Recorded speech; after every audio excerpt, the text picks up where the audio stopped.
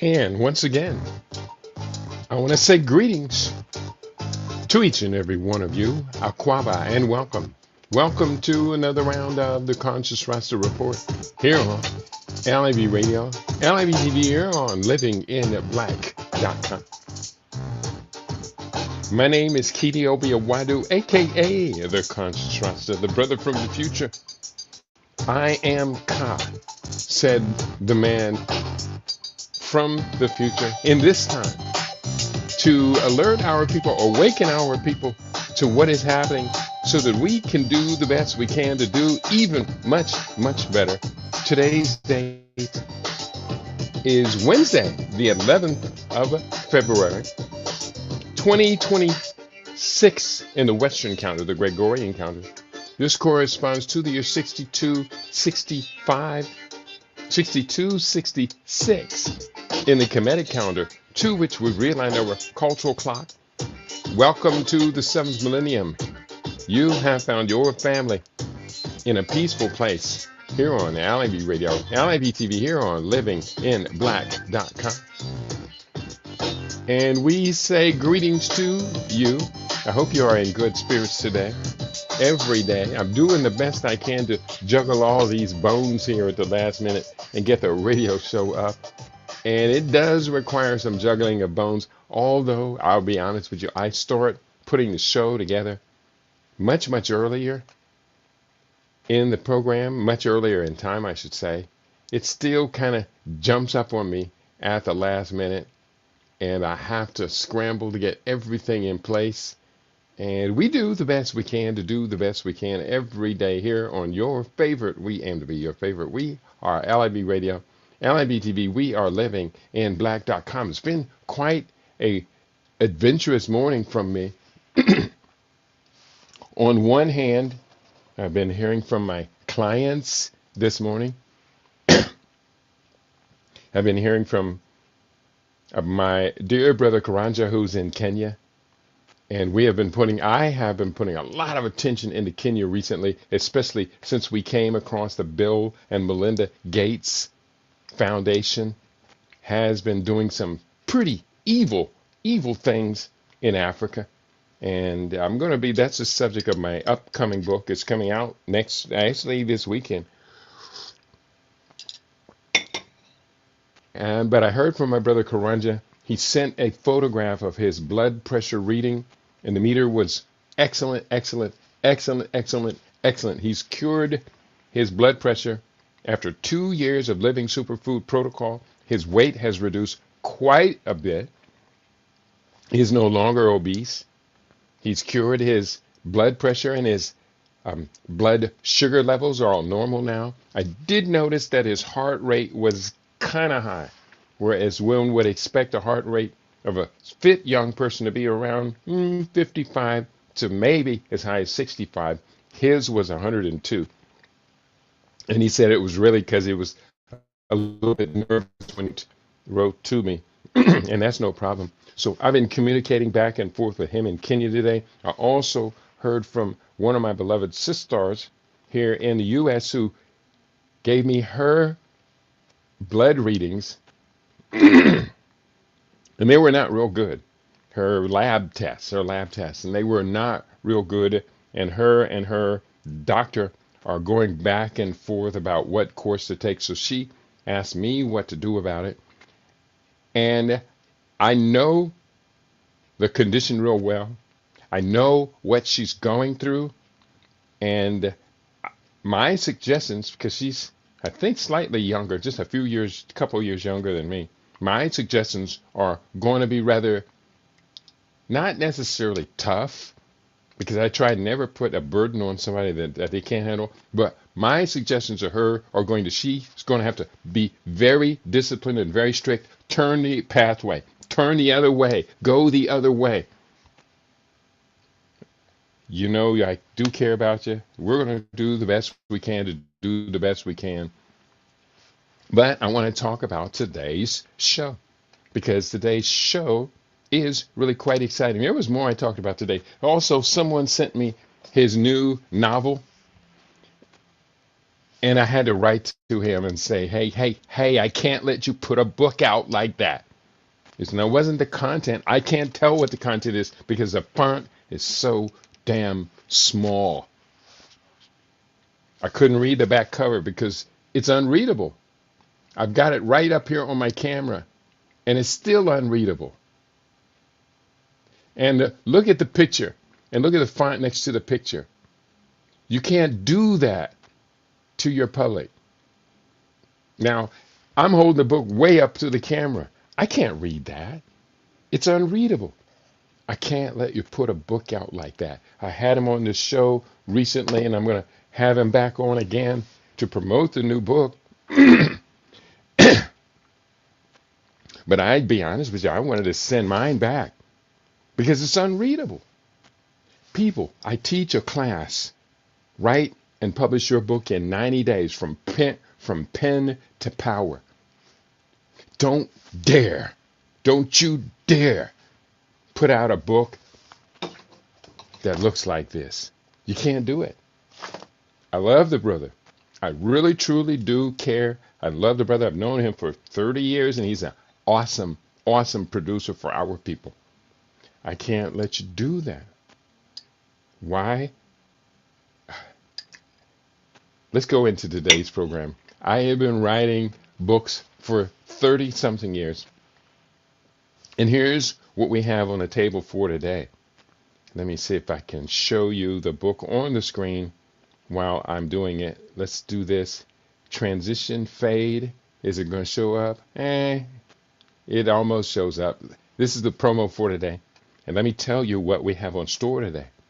First up today, the Conscious Rasta Report exposes 6 genocidal plots against Africans. I illuminate the following 6 calculated assaults. Number 1, U.S. blueprint for genocide. 2, the Martin Luther King Jr. assassination conspiracy. 3, abortion as population control. 4, contradictions among conspiracy writers. Number 5, the CIA's war on reggae. And number 6, iatrogenic death by doctor has become America's leading cause of premature death. It demands strategic outrage and active derailment of these mass murder schemes. Next, my book, The Road to Power, 7 Steps to an African Global Order. That book came out on the eve of the new millennium.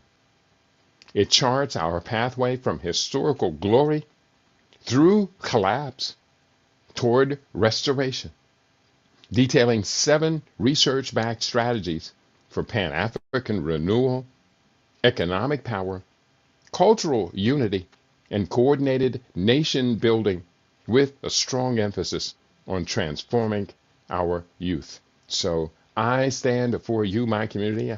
I'm a prolific conspiracy research author.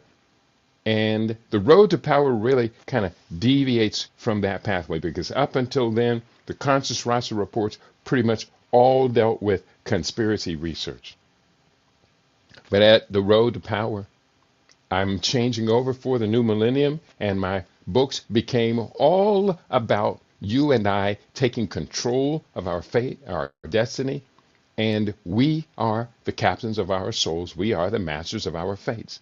So from the road to power onward, all I'm writing about is transformation. And I hope you have made this journey with me so far, because we don't have time to continue talking on and on and on about what white supremacists are doing to us. They do what they do. They're doing it for the same reasons they did it to us back before we knew about it. So now we know about it. Let's go into the books. I didn't even pull the books off the shelf. Got so excited today. I tell myself I'm getting all ready for the show. And then I have to get up at the last minute and walk over to the bookshelf. First up, the book is called High Crimes of Murder. And it deals with serious issues. Here, let me put this up on the screen. High Crimes of Murder. And I talk about these high crimes of murder beginning with a blueprint for genocide. In our second part of the show, we're going to be talking about the book, The Road to Power, 7 Steps to an African Global Order. 7. 1, 2, 3, 4, 5, 6, 7. If we all do these together, we get global power.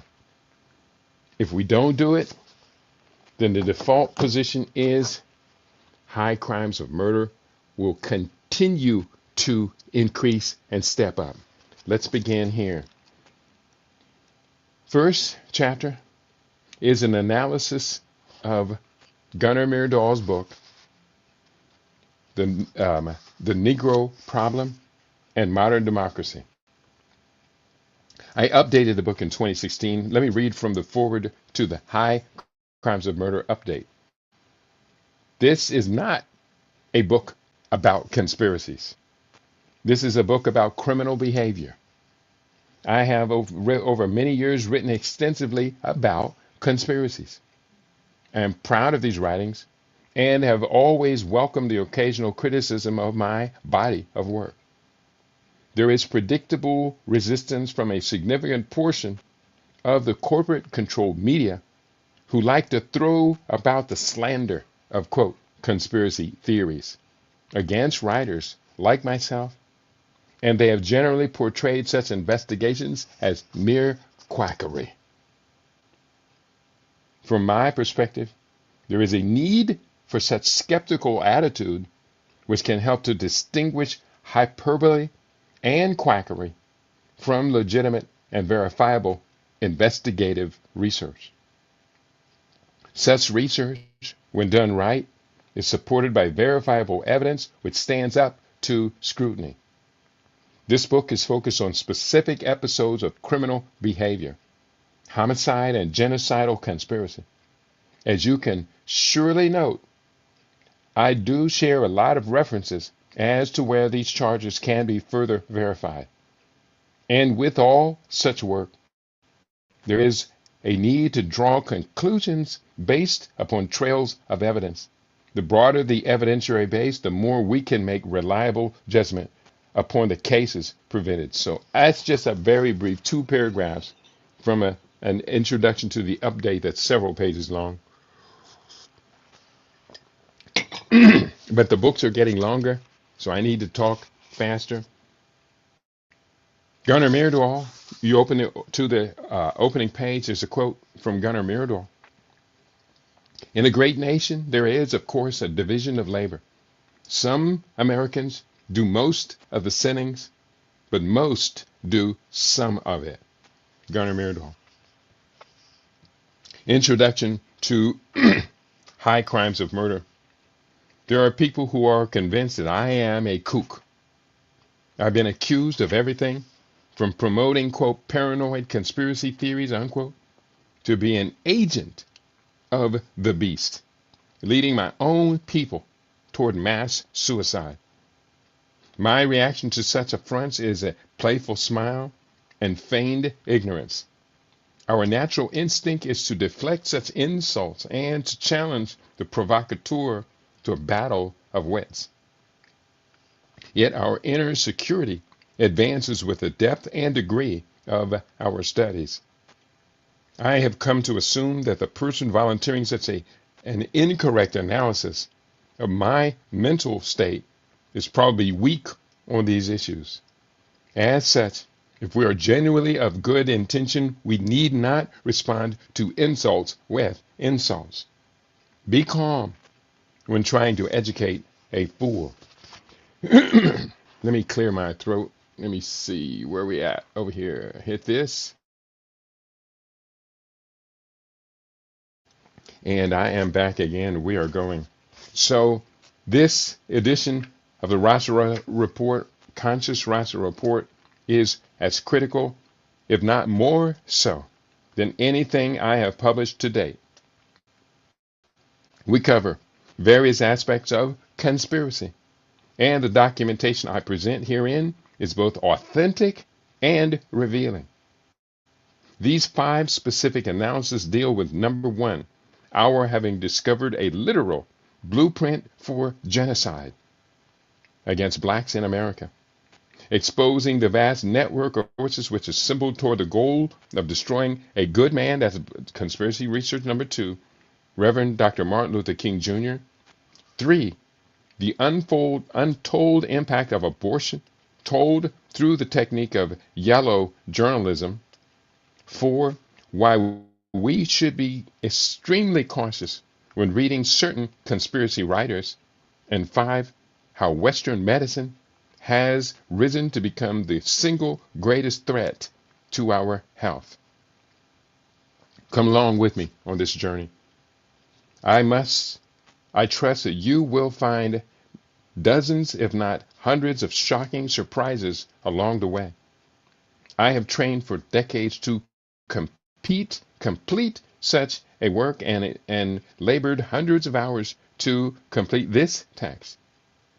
While this report stands as the most comprehensive publication I have to date completed, this is really my arrival at a standard to which I will always strive to surpass. It has been a lot of hard work. So we're going to go skip the page. Let's go into the first one, chapter 1, an analysis of Gunnar Myrdal's An American Dilemma, the Negro Problem, and Modern Democracy. And let me tell you, I have the book right here on my shelf. Now I'm considering selling one of my copies. I have 2 copies, and this one here I actually keep in plastic because this is a 1944 original copy of Gunnar Myrdal's book, An American Dilemma, the Negro Problem, and Modern Democracy. And I have a zipper on this too. It's all zipped in, closed up in here real tight. And not only is this an original copy, it's a collector's copy, collector's value. And the value of this collector's copy is, I've seen it priced as high as $2,500, 2500. Let me show you this. And this is not only an original copy, I have it double sealed in plastic, a thick plastic wrap, and then another thin plastic baggie on it. And this has got the original sleeve on it. Now I have 2 copies like this. Original sleeve. It's actually even sealed in plastic. About $2,500 for this book. It's 1,436 pages long. And I'm thinking about selling. I'm not going to sell this one, but I have another one just like it. I have 5 copies, 1, 2, 3, 4, 5. I think I have 4 copies left because one of my friends got me for one of the other ones. But if you are interested, if you want a copy of this book, I'll sell you this one. It's not going to be cheap. It's going to be kind of expensive. But as I say, it is a collector's edition, very worthy of everything that you would be paying for. Now I'm putting the plastic back on. Let me just take this and do this a little bit later. Take my time with it. I don't want to hurt the sleeve on the book. So, the book we're reading from now, I'm reading from my book, which is an analysis, chapter 1, an analysis of Gunnar Myrdal's book. I have this one pulled out for the moment. A quote from Gunnar Myrdal jumps right out you from the front page. If we forget about the means for the moment and consider only the quantitative goal for Negro population policy, there is no doubt that the overwhelming majority of white Americans desire that there be as few Negroes as possible in America. If the Negroes could be eliminated from America or greatly decreased, it would meet the whites' approval, provided that it could be accomplished by means which are also approved. Gunnar Myrdal said that on page 167 of a 1,430-page book. During our long course of study of conspiracies that undermine our collective humanity, we have frequently come across research that provides critical keys to our understanding. Such is the case with An American Dilemma, the Negro Problem, and Modern Democracy. The Swedish researcher Gunnar Myrdal, under a grant sponsored by the Carnegie Corporation, produced this landmark study, which was published in 1944 by Harper and Row. Some 50 years after its arrival, An American Dilemma still stands as perhaps the most comprehensive and unsettling analysis of America's relationship toward its African members. At nearly 1,500 pages, including footnotes and index, Myrdal's study is awesomely comprehensive. Disturbing revelations follow revelation as the scientists, trained in the discipline of economics, while utilizing varied interdisciplinary sciences, explores every imaginable aspect of Black life within historical context. We will frequently use the term Negro as it is applicable within this mid-century study. At various times, Myrdal goes so far as to propose methods by which America might relieve itself of its long-standing problem. Now, that's a bit of my introduction to what the book is about. Let's quote a few quotes from Gunnar Myrdal. There are a lot of them. This whole program could be just on this book, but I have a schedule for African History Months, and I'm going to stick to it to the best of my abilities. Gunnar Myrdal, by his own admission, this study is quite comprehensive. It encompasses not only every subtle aspect of Negro life, but examines the varied attitudes about Negroes throughout the dominant white population. As his original use of italics for the following excerpt indicates, Myrdal himself attributes a serious consideration to his monumental research project, quoting, "The American Negro is a problem in the heart of the American. It is there that the interracial tension has its focus. It is there that the decisive struggle goes on. This is the central viewpoint of the treatise. Throughout our study, though our study includes economic, social, and political race relations, at bottom, our problem is the moral dilemma of the American, the conflict between his moral valuations on various levels of consciousness and generality. The American dilemma, referred to in the title of this book, is the ever-raging conflict between, on the one hand, the valuations preserved on the general plane, which we shall call the, quote, American creed, unquote, where the American thinks, tanks, and acts under the influence of high national and Christian precepts. And, on the other hand, the valuations on specific planes of individual and group living, where personal and local interests, economic, social, and sexual jealousies, considerations of community prestige and conformity, group prejudice against particular persons or types of people, and all sorts of miscellaneous wants, impulses, and habits dominate his outlook. So again, he's saying the problem with the American Negro, the problem is in the minds of the American. He means the dominant white Americans. Further, although the Negro problem is a moral issue, both to Negroes and to whites in America, we shall in this book have to give it primary attention to what goes on in the minds of white Americans. It is thus the white majority group that naturally determines the Negro's place. All our attempts to reach scientific explanations of why the Negroes are where they are, or what they are, and why they live as they do, simply have regularly led to determinants on the white side of the race line. In the white Americans, in the practical and political struggles of effecting charges, the views and attitudes of the white Americans are likewise strategic. The Negro's entire life, and consequently also his opinions on the Negro problem, are in the main to be considered as secondary reactions to more primary pressures from the side of the dominant white majority. And he goes on to talk about his many observations. Now, Gunnar Myrdal is from Sweden. When commissioning the study to be done, the Carnegie Corporation put up the money. Andrew Carnegie, powerful industrialist in America, was a supremacist. When Andrew Carnegie was looking around to who will do this study, they couldn't trust the Negroes to do the study. There was one Negro who stood out who could be trusted when all was said and done, and that was Dr. Ralph Bunche. I'm saying his name because I don't necessarily care for the man or what he did regarding this book.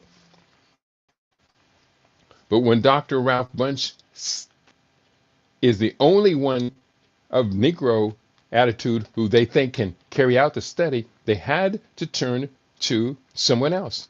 There was no white American that they could trust to do the study. Why? Because the white Americans are so prejudiced.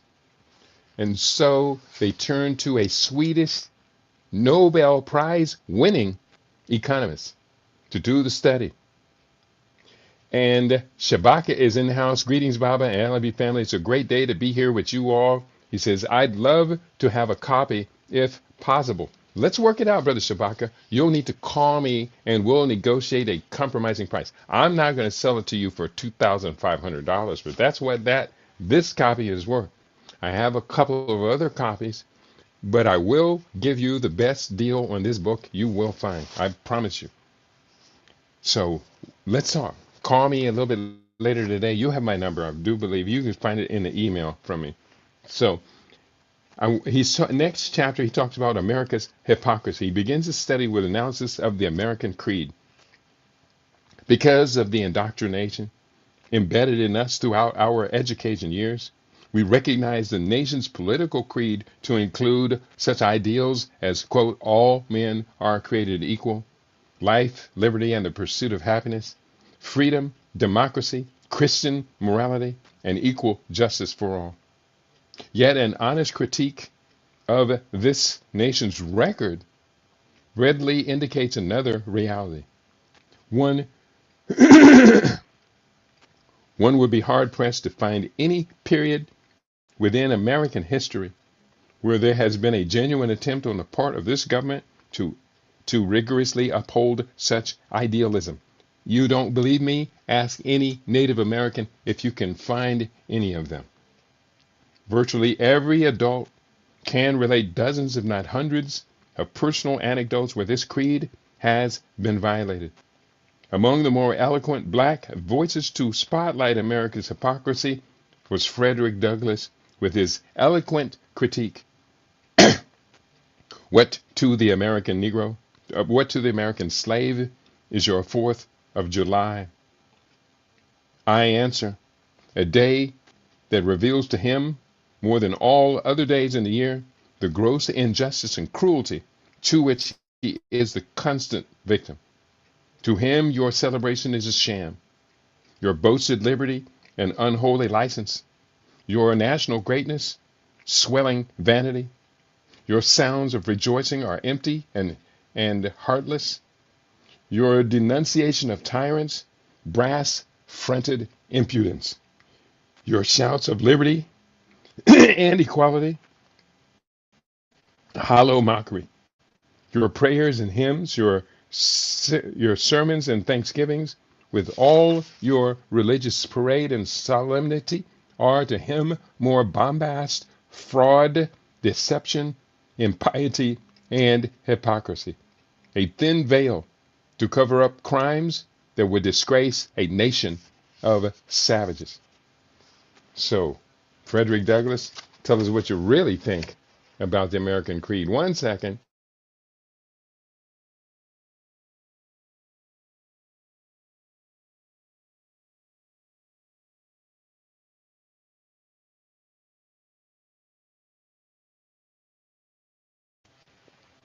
I had to clear my throat. Sorry about it. It's kind of bad today. We're doing the best we can for Africa One. I see you in house. Hotep, Brother Kitty, and Global LB family. Ubuntu. I am because we are. To which talking about all of that disgrace, we do have this quote. Oh, I did mention Ralph Bunche. Ralph Bunche becomes their most reliable collaborator for the publication of that 1,436-page book. Here's what Ralph Bunche has to say, contrasting to Frederick Douglass. Every man in the street, white, black, red, or yellow, knows that this is, quote, the land of the free, unquote, the land of opportunity, the cradle of liberty, home of democracy. That the American flag symbolizes the equality of all men and guarantees to us all the protection of life, liberty, and property, freedom of speech, freedom of religion, and racial tolerance. I don't cuss, but boy, if Ralph Bunche said that to me, as he said in the book, I would cuss. I'd say something very nasty directly to him. But Ralph Bunche is not here. Ralph Bunche, in collaborating with this book, was rewarded. Ralph Bunche became the first representative of a U.S. national office. He became U.S. ambassador to the UN, and he was allowed to marry a white woman and get away with it at a time when those behaviors were not tolerated. And also, Ralph Bunche was given a Nobel Prize for creating the state of Israel, right in the middle of a Palestinian country. Nobel Peace Prize, Ralph Bunche. Has there ever been, in the 79 years since Israel was formed, or 78 years, has there ever been peace in that region? No, there has not. So let's be clear. Ralph Bunche, he's no hero in African history, black history. Ralph Bunche will overlook him at best. In a great nation, there is, of course, a division of labor. Some Americans do most of the sinning, but most do some of it. Some specialize in muckraking, preaching, and lamentation. But if there is a little of the muckraker and preacher, there is a little of the muckraker and preacher in all Americans. On the other hand, specifically viewed, superficially viewed, Americans often appear cynical. Their social science has lately developed along a deterministic track of amoralistic, non-concernedness. That's a good phrase, amoralistic non-concernedness. You could talk about Donald Trump all you want, but somebody step to him and accuse him of being amoralistic non-concernedness, he's going to blink his eyes and walk away. But this is itself easily seen to be a moralist reaction. The cultural unity of the nation is the common sharing of both the consciousness of sins and the devotion to high ideals. Now I'm going to speed forward, and just a few more quotes from Gunnar Myrdal. I have a lot of quotes. I haven't even gone through half of this chapter. Quote on what is in the heart of race relations. We talk about Thomas Jefferson's written sentiments reflect a crude variation of, quote, the equality of man, as he posits his ideas about race as an argument for emancipating the slaves, educating them, and assisting them to settle in Africa. He wrote, quote, deep-rooted prejudice entertained by the whites, 10,000 recollections by the blacks of the injuries they have sustained, new provocations, the real distractions which nature has made, and many other circumstances will divide us into parties and produce convulsions, which will probably never end but in the extermination of one or the other race. That is from Thomas Jefferson. As the bulk of Myrdal's 1,400-page book text goes on to illustrate, in the end, it becomes undeniable that America has, within its long-term strategic planning, opted for a gradual elimination of its African population.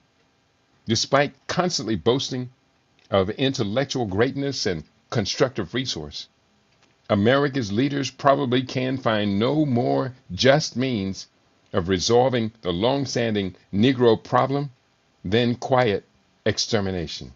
And quiet extermination is going on. The next chapter deals with race oppression, a perpetual dance amongst fools. This is a very important concept on this next paragraph. It's the theory of cumulative causation, and it talks about behaviors on both sides of the racial divide, behaviors on the whites and behaviors on the blacks. Both sides are contributing to the perpetuation of the crisis. So we have to take our responsibility as well. Listen, in the following brief excerpt from a lengthy passage that describes these conflicting aspirations, a deeper reason for the unity of the Negro problem will be apparent when we now try to formulate our hypothesis concerning its dynamic causation. The mechanism that operates here is the principle of cumulation, or commonly called the vicious cycle. This principle has a much wider application in social relations. It is or should be developed into a main theoretical tool in studying social change. Throughout this inquiry, we shall assume a general interdependence between all the factors in the Negro problem. White prejudice and discrimination keep the Negro low in standards of living, health, education, manners, and morals. This in its turn gives support to white prejudice. White prejudice and Negro standards thus mutually cause each other. If things remain about as they are and have been, this means that the two forces happen to balance each other. If either of the forces factors change, this will cause a change in the other factor too, and start a process of interaction where the change in one factor will continuously be supported by the reaction of the other faction. The whole system will be moving in the direction of the primary change, but much further. This is what we mean by, quote, cumulative causation. He goes on. A rise in Negro employment, for instance, will raise family incomes, standards of nutrition, housing, and health. The possibilities of giving the Negro youth more education, and so forth. And all of these effects from the initial change will in their turn improve the Negro's possibilities of getting employment and earning a living. The original push could have been on some other factor than employment, say, for example, an improvement of health or education facilities for Negroes. Through action and interaction, the whole system of the Negro's, quote, status has been set in motion in the direction indicated by the first push. Much the same thing holds true of the development of white prejudice. Even assuming no changes in Negro standards, white prejudice can change, for example, as a result of an increased general knowledge about biology, eradicating some of the false beliefs among whites concerning Negro racial inferiority. If this is accomplished, it will in some degree censor the hostile and derogatory valuations which fortify the false beliefs, and education will then be able to fight racial beliefs with more success. Now, what I gathered from reading that, and I've read it dozens and dozens and dozens of times, is that we must have an assumption that no matter what we do, it's still counterbalanced in secret by what the leaders of the white majority population do. No matter how all of the liberals, all of those altruists, etc., the problem, Negro problem, keeps getting reinforced. And it's also reinforced not necessarily by what the secret ones do, but by what our people do overtly. The degeneration of youth music culture into garbage, to foulness, to condemning our own people. The whites in charge use that as justification to increase their pressure on our childbearing age youth. So no matter what happens, as much as you and I would try and progress, the conspirators allow a little bit of success to bleed through, but a whole lot more of condemnation. A whole lot more. And so the teeter-totter has a machine, a motor on it.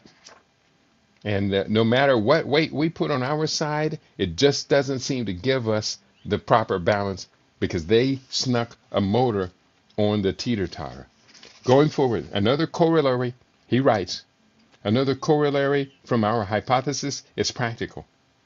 In the field of Negro politics, any push upward directed in any one of these factors, if our main hypothesis is correct, moves all other factors in the same direction and has, through them, a cumulative effect upon general Negro status. An upward trend of Negro status, in general, can be affected by any number of measures, rather independent of where the initial push is localized.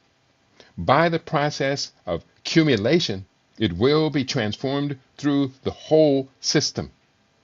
But as in the field of economic anti-depression policy, it matters a lot how the measures are proportioned and applied. The directing and proportioning of the measures is the task of social engineering. Social engineering. Social engineering.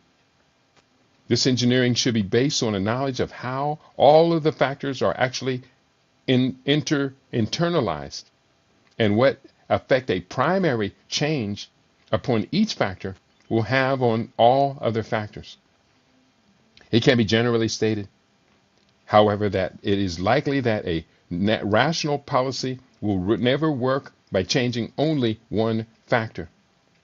Instead, least of all, if attempted subtly and with great force. In most cases, that would either throw the system entirely out of gear or else prove to be a wasteful expenditure of effort which could reach much further by being spread strategically over various factors in the system and over a period of time. I hope you understood it. He's saying a single push, like economics or education or a number of different things, will only do so much to change the entire thing, especially when you and I consider that in the background, all along, the butcher has been putting his thumb on the scale. He talked about accommodating leadership. This is all so important. He talked about the American pattern of leadership, passive, individualized leadership, and mass passivity. Accommodating leadership. This is very important because you have to understand these quote unquote leaders we have been very carefully selected and promoted by the opposition. I'm serious. I regret the required brevity of the following excerpts on that. So you see I'm skipping over a big chunk. He wrote, "We base our typology of Negro leadership upon the two extreme policies of behavior on behalf of the Negro as a subordinated caste, accommodation and protest. The first attitude is mainly static. The second is mainly dynamic. Accommodation is undoubtedly stronger than protest, particularly in the South, where the structure of castes is most pervasive and unyielding. In a sense, accommodation is historically the natural or the normal behavior of Negroes, and even at present, the most realistic one. But it is practically never wholehearted in any American Negro, however well adjusted to his situation he seems to be.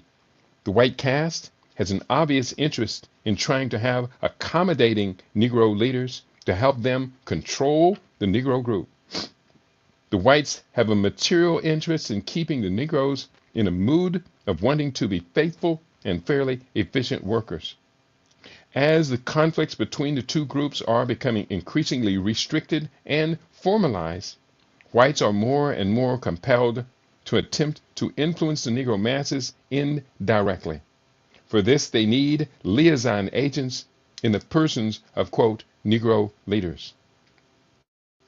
They have, therefore, an interest in helping those leaders obtain as much prestige and influence in the Negro community as possible, as long as they cooperate with the whites faithfully. That's accommodating leaders. I'm going to have 1 second here to blow my nose.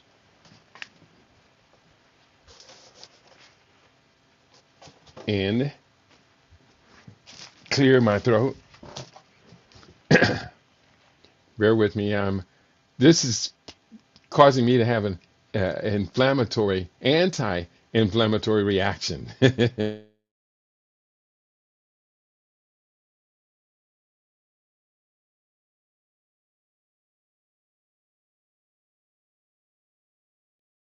And I hope you are having a physical, a visceral reaction as well.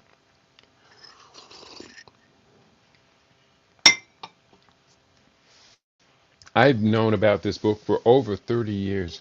I remember the days when I could buy the book and give it away. I would buy the book for $20 or $30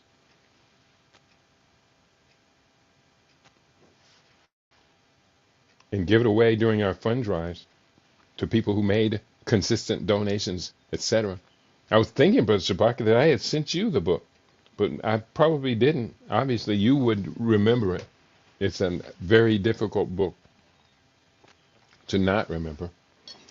I'm going to come out of the book, but I have one more excerpt I have to read, because on page 167 they state their aim to get rid of us. Oh boy, so much of this I pulled out. He does talk about the Negro protest leadership, and this man in this book says in 1944 that the best leader black people ever had was Marcus Messiah Garvey.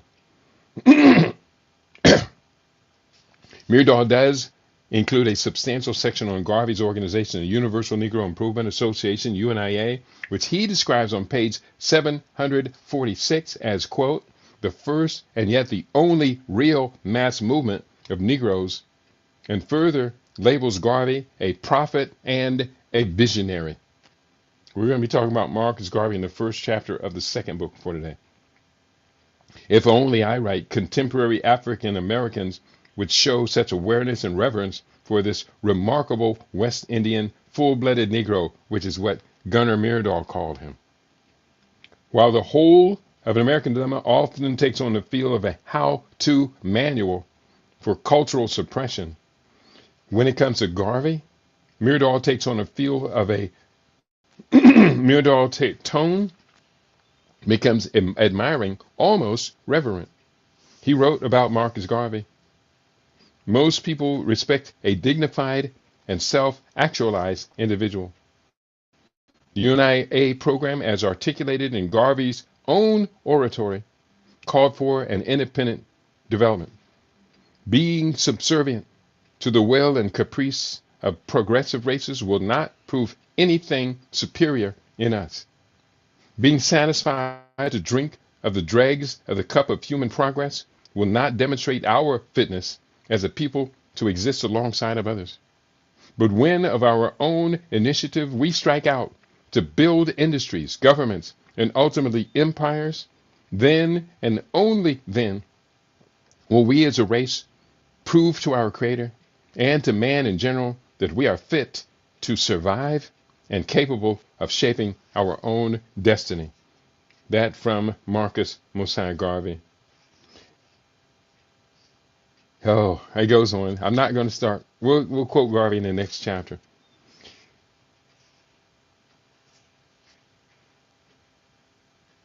And I do have a quote from Melville J. Herskovitz, who had talked about Negro progress in his book, and I don't have that reference right now. Herskovitz, you know his book.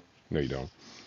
He wrote, "To give the Negro an appreciation of his past is to endow him with confidence in his own position in this country and in the world, which he must have and which he can best obtain when he has available a foundation of scientific fact concerning the ancestral cultures of Africa and the survival of Africanisms in the modern world.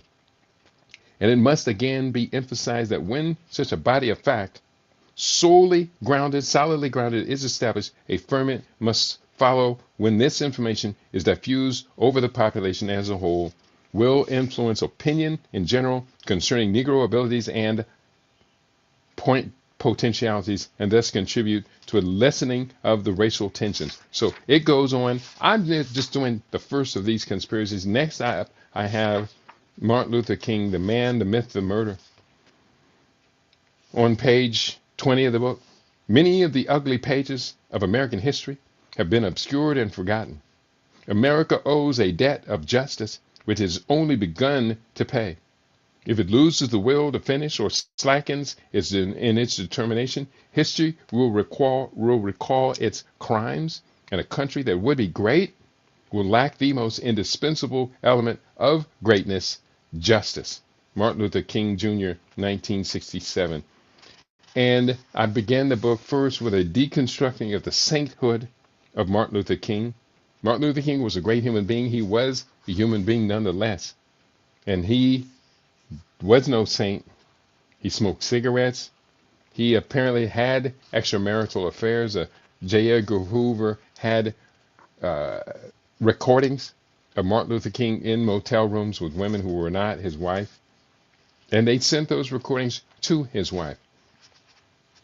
Coretta King, bless her soul, she tolerated a lot, not just of her husband's infidelities and indiscretions, but also the torture that J. Edgar Hoover and so many other entities of the American security establishment put on her and her family. Did Jesse Jackson help usurp the leadership of the civil rights movement? In the days following the murder of Dr. King, Jesse Jackson appeared throughout the television media wearing a bloody shirt and stating three basic points. Point one, that he cradled the mortally wounded leader's head while waiting for the ambulance. That was a lie. Two, that he was the last person to see Dr. King alive. That was a lie. And three, that King told him in his last words, "Jesse, lead my people to the mountaintop." And that he was King's personal choice to take over the leadership of the civil rights movement. Almost unanimously, those who were closest to Dr. King state that all of these claims are blatant lies on the part of the ambitious Jackson.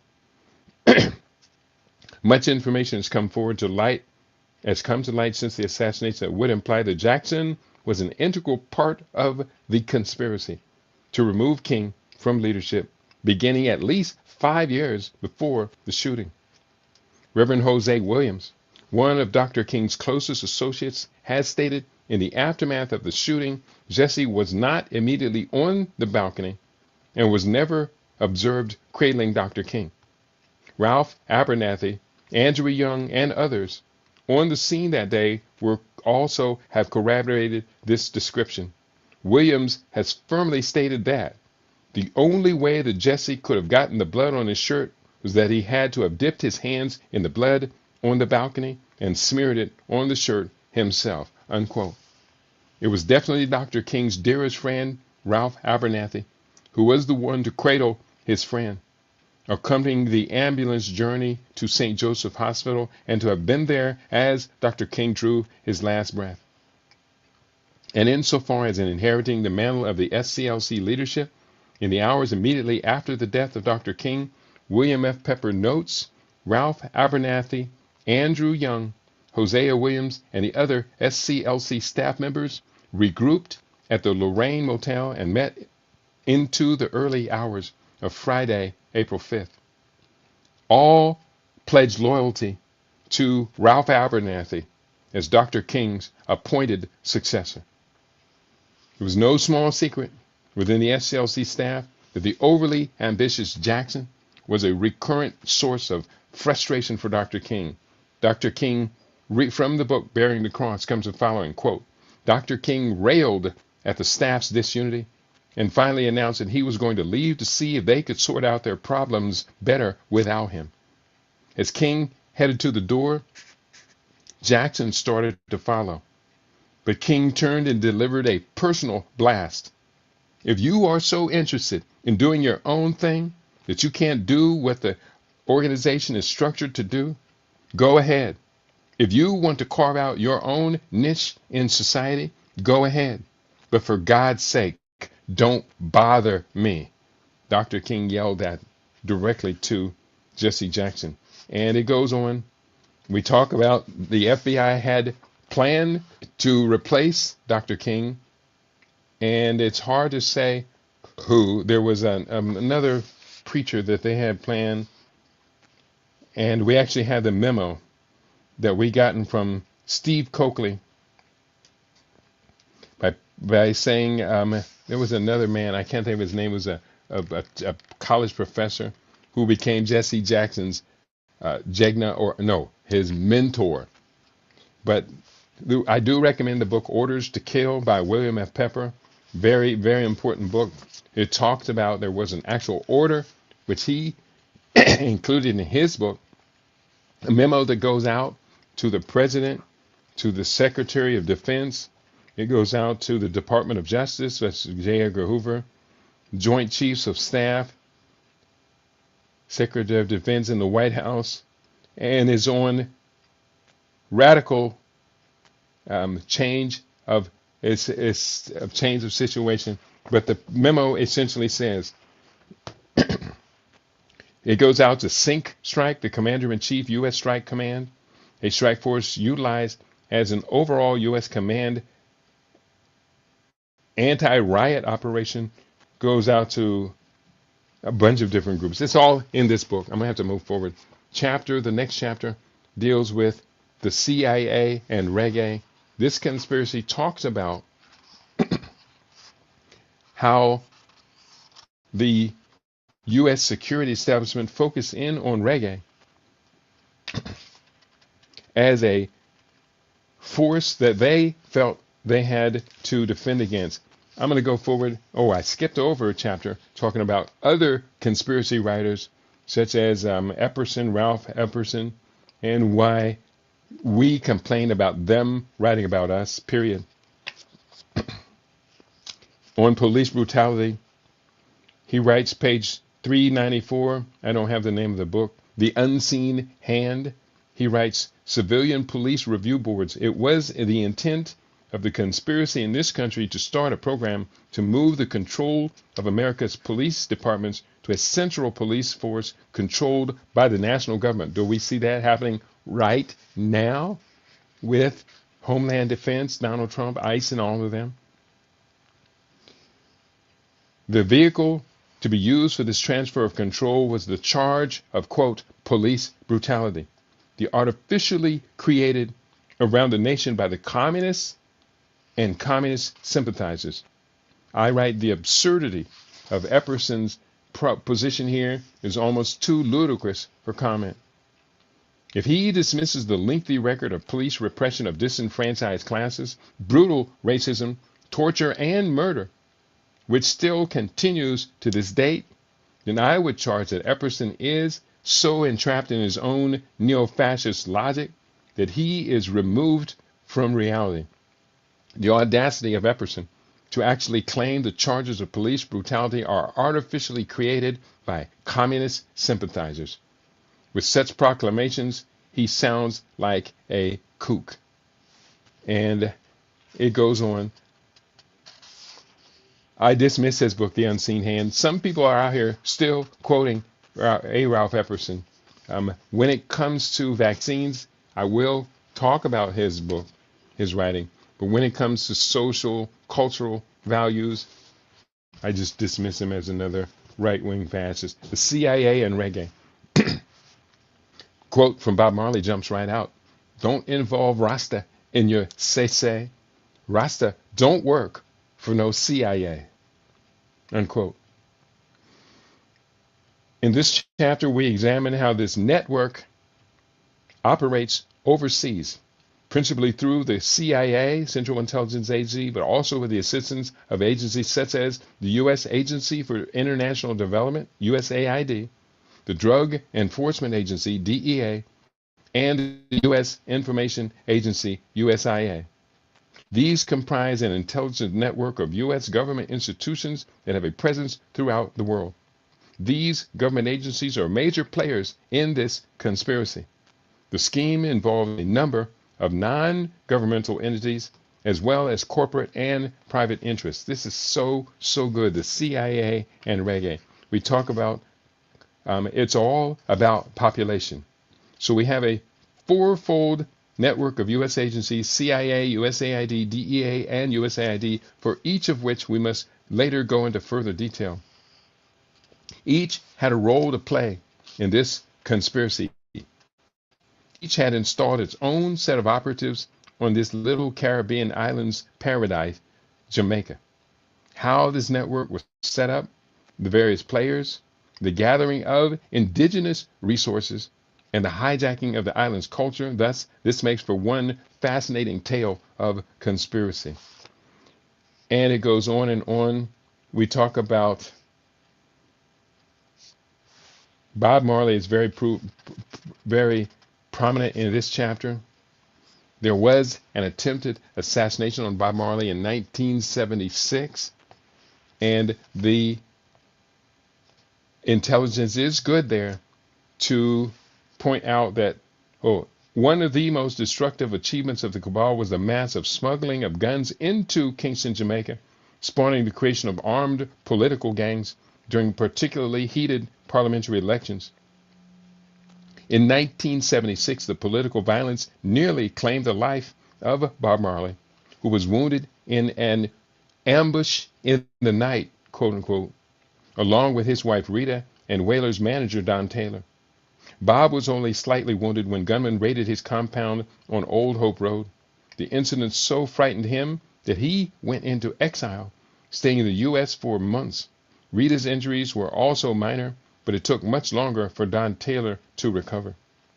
To this date, there remains speculation that Bob's death from cancer was the result of his having been injected with what could have been a cancer-causing substance, a possibility that requires more exploration later. The existence of the cancer virus has remained largely unproven, but one affirmation of its existence was revealed in the Los Angeles Times, July 27, 1994, in an article entitled, quote, "The Rockefeller Files, Scientists at University Menaced." Additionally, a German doctor, the Bavarian named Dr. Issels, who treated reggae's chief ambassador Bob Marley just before his death in 1981, has been reported to have both Nazi and intelligence network connections. Later in this chapter, we'll devote more attention to these 2 points. The death of Rasta firebrand Peter Tosh came during the course of a robbery break-in at his home in the hills overlooking Kingston. Tosh was shot dead on September 11, 1987. A total of 7 people, including Peter Tosh's common-law wife, had been shot while preparing for Tosh's first U.S. concert tour in years. This tour was set to begin in the aftermath of Peter having just won a multi-million-dollar lawsuit against EMI Records for unauthorized record sales. I'll never forget the night that I heard Peter Tosh had been murdered. What made the event more tragic and personal for me, for myself, was that my roommate at the time, a Jamaican reggae musician, was flying to Kingston later that week to begin rehearsing with Tosh's band. I regret that I never met Peter Tosh or Bob Marley. I never saw either perform live, but I feel I know them well through their art. Major players in the conspiracy include CIA. We talk about National Security Study Memorandum 200, which is a population document. And it goes on and on and on and on, lots and lots. And then I have culture wars, population wars. We'll return to that theme. And the culture wars is the conflict between the Rasta roots, which I do address in my brand new book. It's out already. You can get it. It's called The Conscious Roots: Growth, Heritage, and the Biology of Being. It's very important. I'm going to skip forward to the last chapter of this book, which is talking about death by doctor, a growing crisis in America. I got to go real quick. Startling confessions from within the medical establishment. Talk about deadly scandals. This one has been right in front of our eyes, yet few of us recognize it. In April 1998, the influential Journal of the American Medical Association, JAMA Journal, published the results of a study by a Toronto-based group of medical researchers. Their findings highlighted the fact that, quote, adverse drug reactions, ADRs, among hospitalized patients were causing a shocking rate of injury and death in the United States. Their research was focused solely on incidences occurring within hospital settings, momentarily brought to attention the fact that ADRs, fatal ADRs, are now believed to be between the fourth and sixth leading cause of death in the U.S. Well, by the time you finish the chapter, you realize that it's just part of a program, a process called iatrogenics, meaning the gift of medicine, or iatrogenic means essentially death by doctor. That's what this whole chapter is about. And we talk about these numbers, and over the course of the chapter, I talk about the numbers. Adverse drug reactions in U.S. hospitals may be responsible for more than 100,000 deaths nationwide each year, making it one of the leading causes of death, according to the article in April 4th issue of the Journal of the American Medical Association. The authors estimated that 2,216 hospital patients experienced a serious adverse drug reaction, and 106,000 deaths were caused by ADRs in the United States. They measured this year by year on the Federal Adverse Events Reporting System. I noticed that they stopped putting the statistics together in 2014. The last quarter of 2014 was the last time they published it, and that put the number of ADR deaths at 124,000. In 2015, the numbers took a very dramatic rise in the first quarter. And according to that rise in the first quarter, I projected for 2015 that it would reach about 160,000. There were 44,000 ADR deaths in the first quarter. Later, I kept projecting the deaths, and we're going to talk about in another book coming up shortly called Living Super in Paradise. I came to determine that by 2018, the expected number of adverse drug reactions, which was rising at 8,700 per year, would be expected to top 200,000 by 2018. They subsequently quit publishing these documents. So I'm going to give you, I don't even have time for that. It does talk about all the ways that we are now dying. Talked about Viagra, the potential health dangers of the anti-impotence drug Viagra, especially for men with heart problems, may be more extensive than warnings indicate. Talked about death by antibiotic-resistant infectious diseases, eruptions of antibiotic-resistant tuberculosis in hot zones on at least 4 continents portend the global spread of virulent new strains. Talked about death from the increased use of prescription drugs. Almost 2/3 of Americans currently take medications, with 49% taking prescription drugs and 30% using over-the-counter medications. Death with children and prescribed drugs. Fast track drug approval. Abortions. Though safe and legal, abortion has here almost the highest rate on the planet. And according to my research, it'll show up later,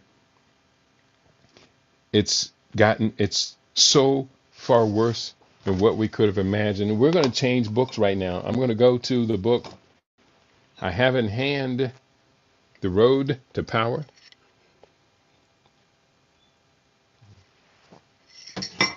It's 7 steps to an African global order. And the 7 steps are very, very important. I began with a quote. Open the front page. You will see this quote from W.E.B. Du Bois.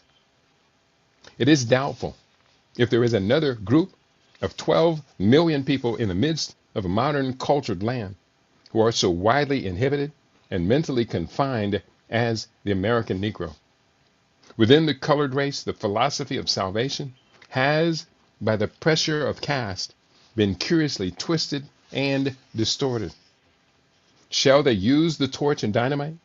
Shall they go north or fight it out in the south?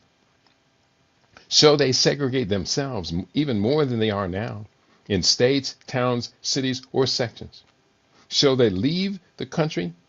Are they Americans or foreigners?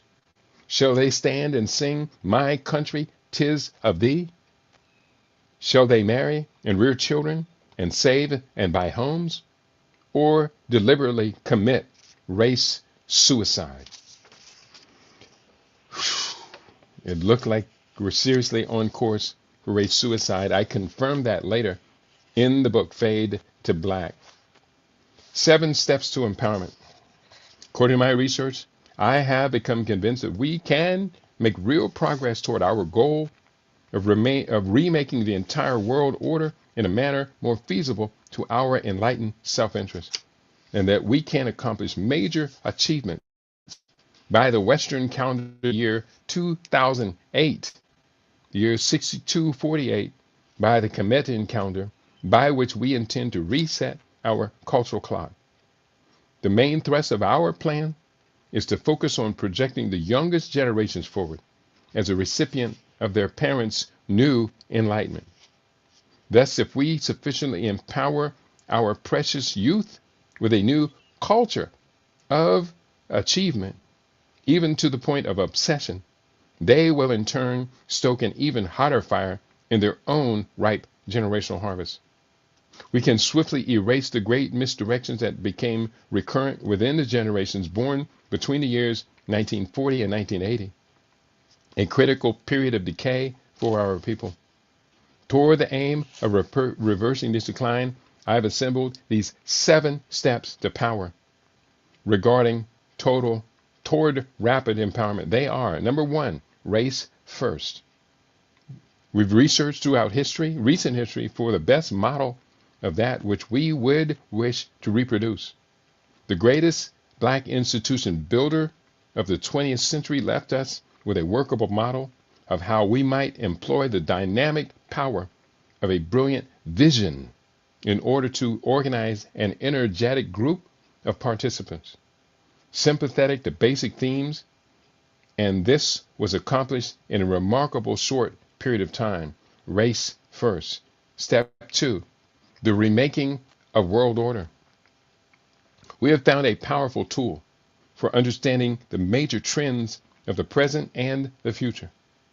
Someone within the U.S. national security establishment that we should have been monitoring closely has allowed us access to one of the most powerful social tools for working within the grand forces that are quietly at work reshaping the world.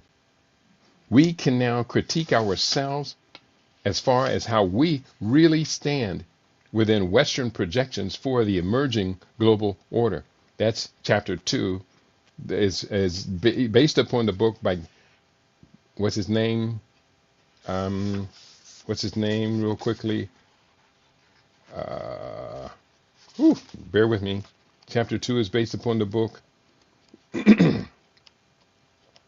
What's his name? Doggone it. I have it in my head. I say it all the time. And it talks about the remaking of world order, clash of civilizations, and the remaking of world order, which is based upon an article which appeared in Foreign Affairs magazine 1993 by Samuel P. Huntington, who was the national security staff of Jimmy Carter. Steve Coakley turned us on to that research in that document, and I took it much further. So his book, The Clash of Civilizations and the Remaking of World Order, becomes that powerful tool that I said we use for chapter 2. Next up, we're going forward.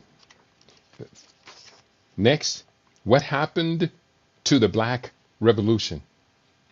We have analyzed our greatest recent failures to secure visions of empowerment.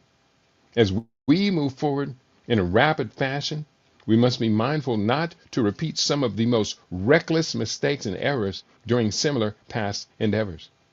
There are those who will resist us, and can be expected to be very serious about their opposition. What happened to the Black Revolution? It was hijacked. They saw it coming, and they protected themselves from it, and they gave us a whole new list of characters to emulate based upon Black exploitation films, television, movies, eventually rap and hip hop videos. They determined to be the greatest measure of their anti-progress propaganda aimed at us. Chapter 4, Blacks and Hollywood, the theft of the African identity. How is the opposition keeping us in check? The enticement of a vast entertainment culture has been used to capture us as a target group, and this is too critical an attack for us to be so ignorant of the process. This requires serious investigation of the methods of controlling the behaviors of a few individuals toward the aim of shepherding the larger community toward passivity and compliance. Chapter 5, 666, the Internet and the Rise of the Antichrist. We have designed a vehicle for our upliftment. Along our course toward empowerment, others outside of our community have been observing our progress and would rather that we would commit our talents toward furthering their own ambitions. In trying to recruit us, me specifically, to join their thing, did they let us in on the big secret? The big secret is the Internet, the Antichrist, the alignment, and the collaborators. It's bigger than you can imagine. And my personal journey of the days that they attempted to recruit me to join them is included in chapter 5, 666, the Internet and the Rise of the Antichrist. Chapter 6, a new Sankofa for Black youth. And I consider this to be the most important chapter of the book. We needed to establish our single greatest priority for organizing the masses of our people with a spirit that will require self-sacrifice. That priority must be our youth generations. Without a shadow of a doubt, we will enjoy no great future while abandoning our children by the millions to a decadent and undignified society. To the contrary, the family is the basic institution of a strong community. And then chapter 7, the world is mine.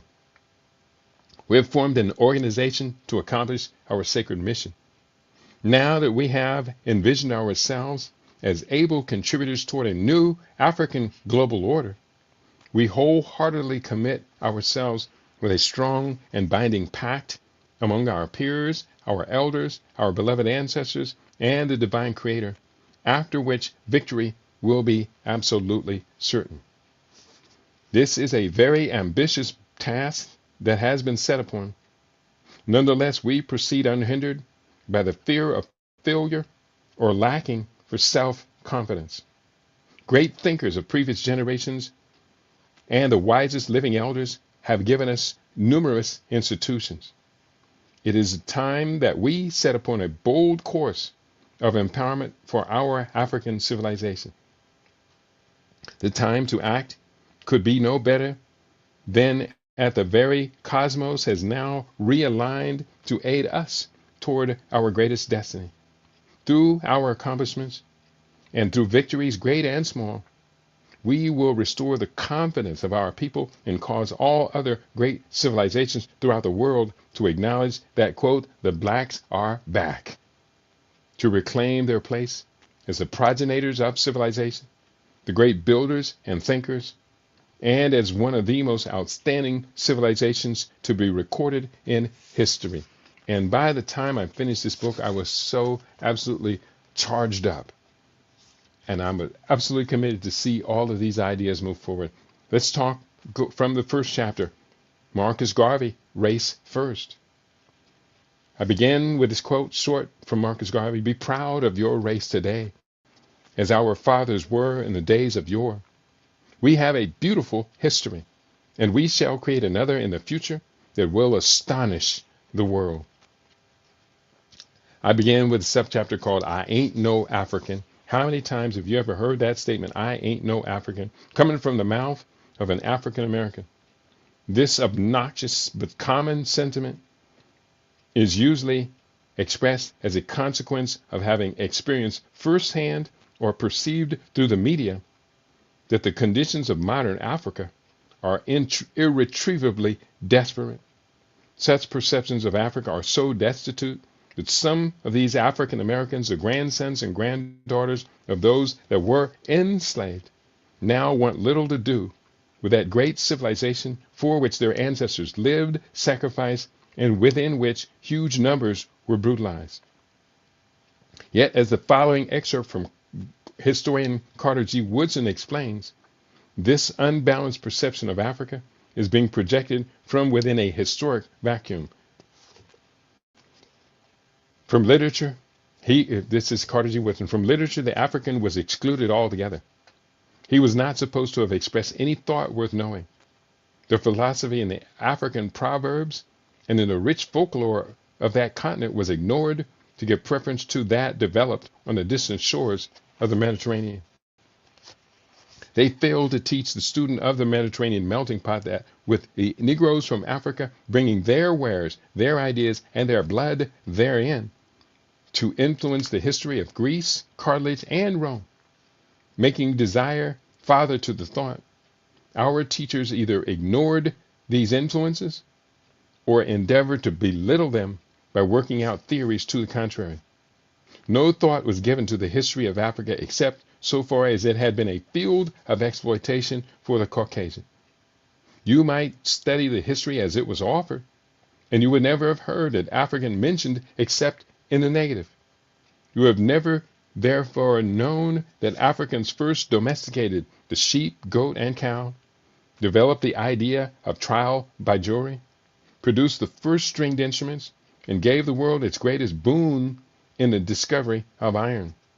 The status of the Negro was then just fixed as that of an inferior. J.A. Rogers also comments, the Negro played his part before the white man came on the stage and will likely play it again when he is gone.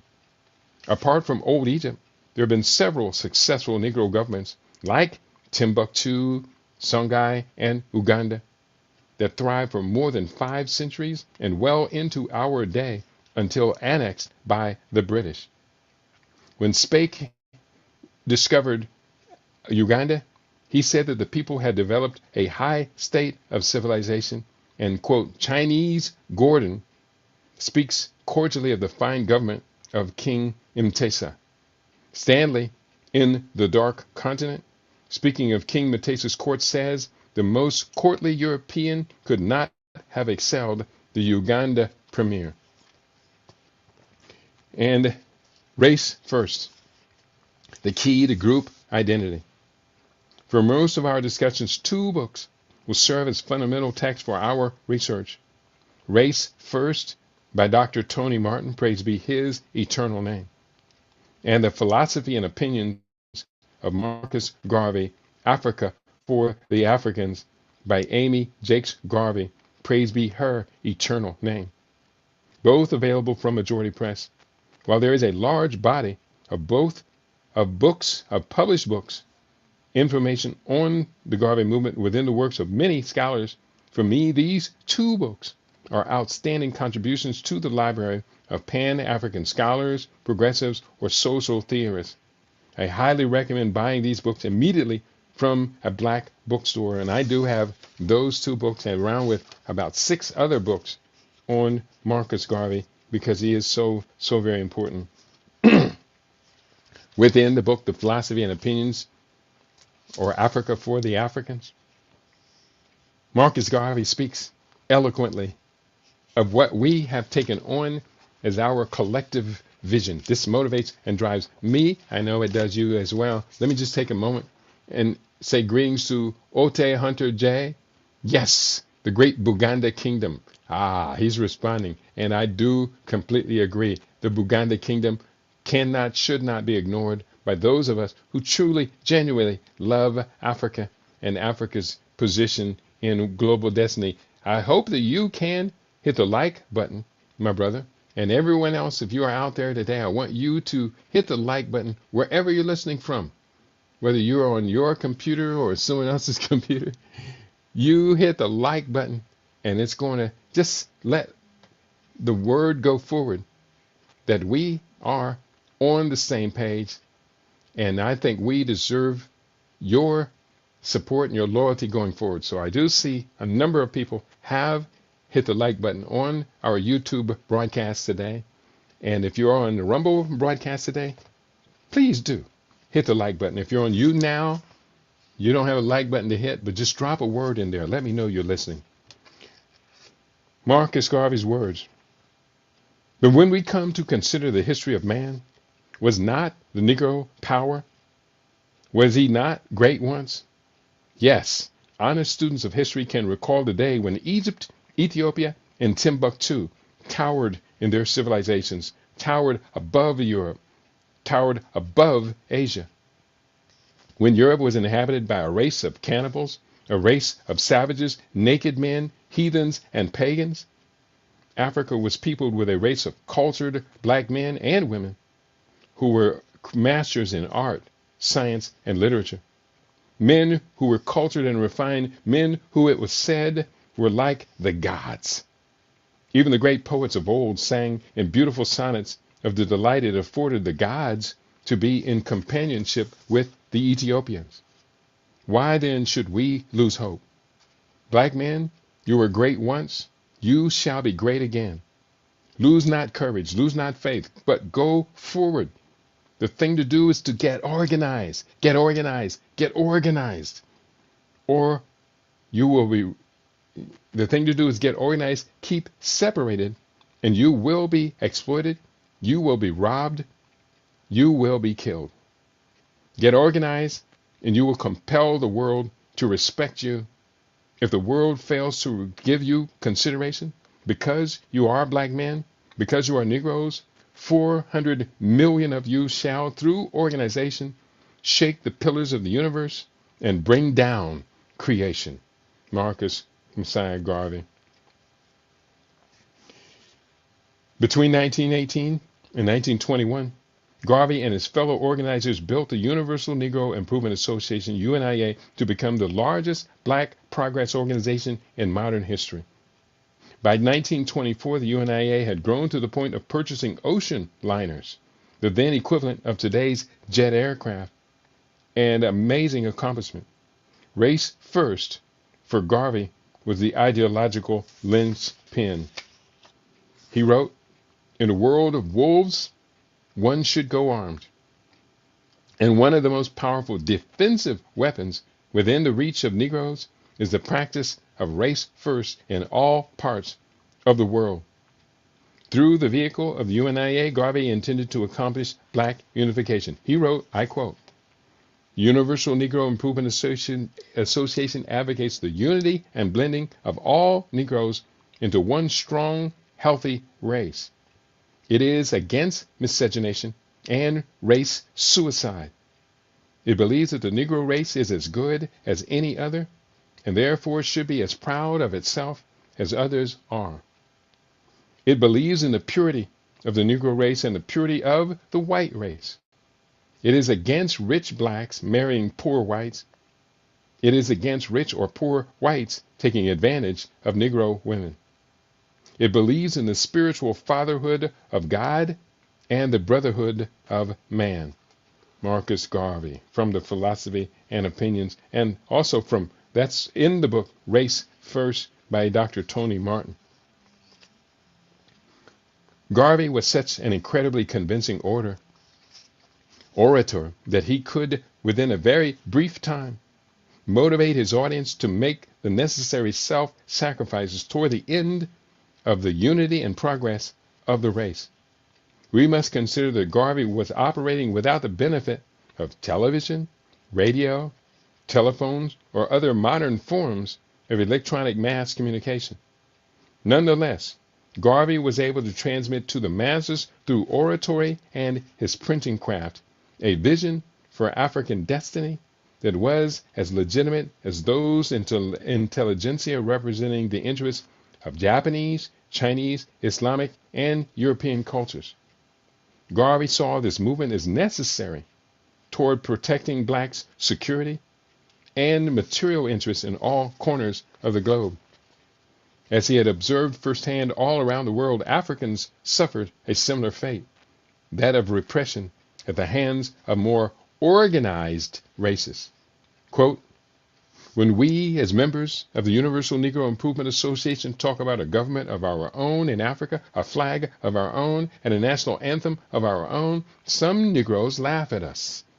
But we have only pity for them, as they know not what they do. When Uncle Sam lynches her black boys with her uniform on their back, and John Bull calls her ex-soldiers aliens who helped her in the Ashanti and Zulu wars to take big slices of Africa, then it is high time for some dull, apathetic Negroes to think in terms of nationhood.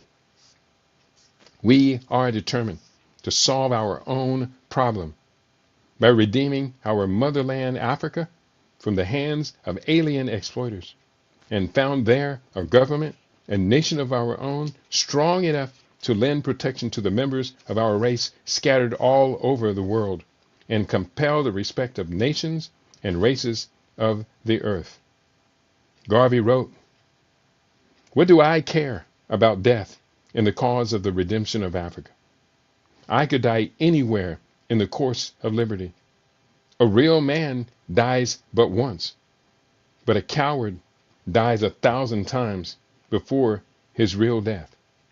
So we want you to realize that life is not worth it, not worth its salt, except you can live it for some purpose. And the noblest purpose for which to live is the emancipation of a race and the emancipation of posterity. Marcus Garvey. Then I go on to talk about the origins of this remarkable Jamaican, born in St. Ann's Bay, August 17, 1887.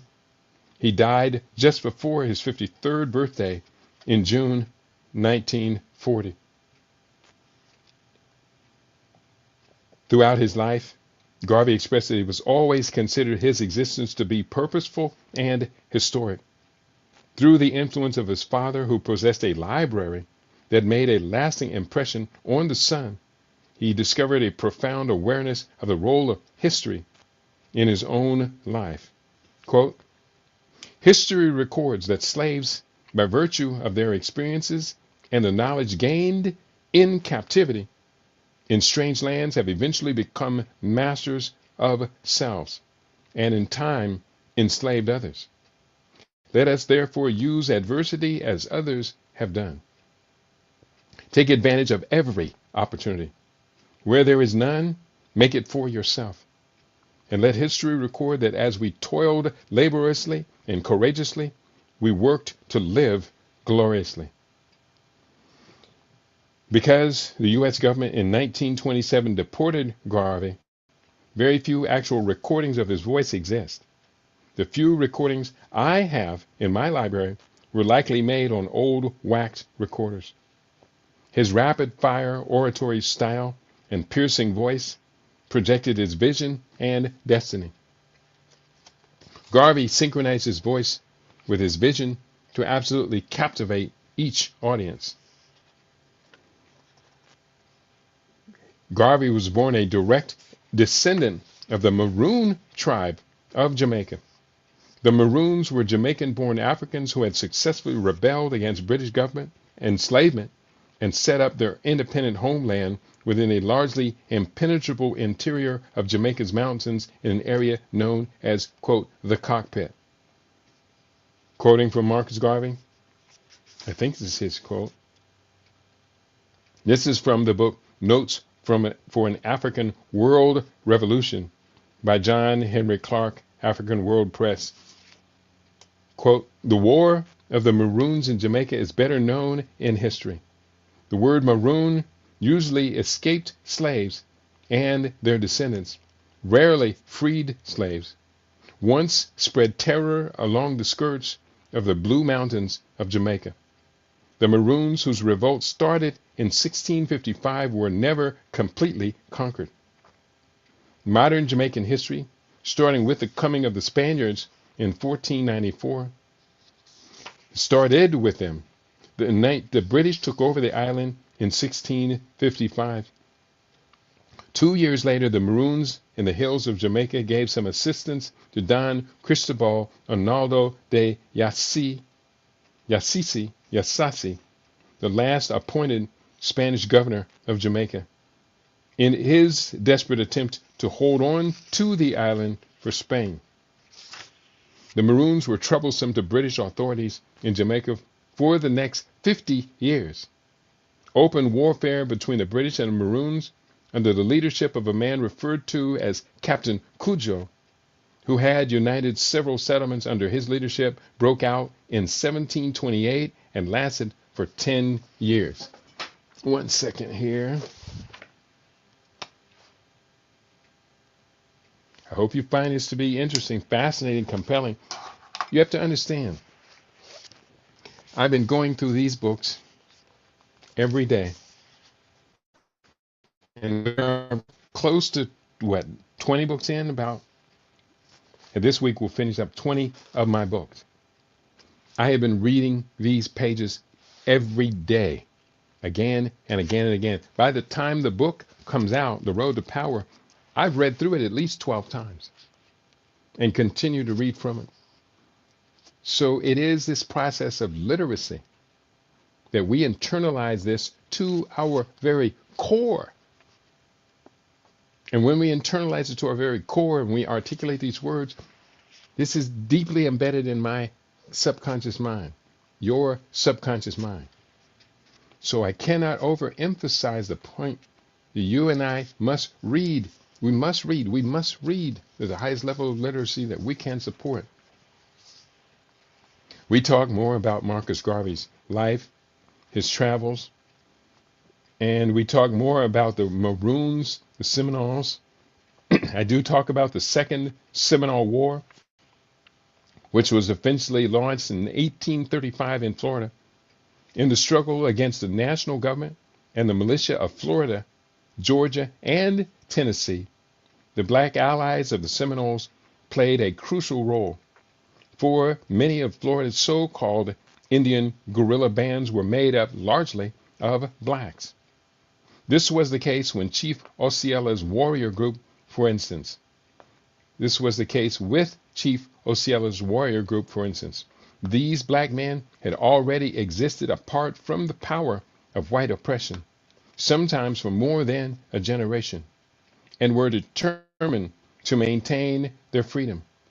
Therefore, during the 7 years over which the Second Seminole War extended, black guerrillas served and fought with impressive and fierce tenacity. As a contemporary white historian begrudgingly conceded, quote, the Negroes from the commencement of the Florida War have, for their numbers, been the most formidable foe, more bloodthirsty, active, and revengeful than the Indians, unquote. We're talking about Marcus Garvey's travels. We talk a subchapter talk when Marcus Garvey traveled to Central America, a very important part of his life, and his observations are included here.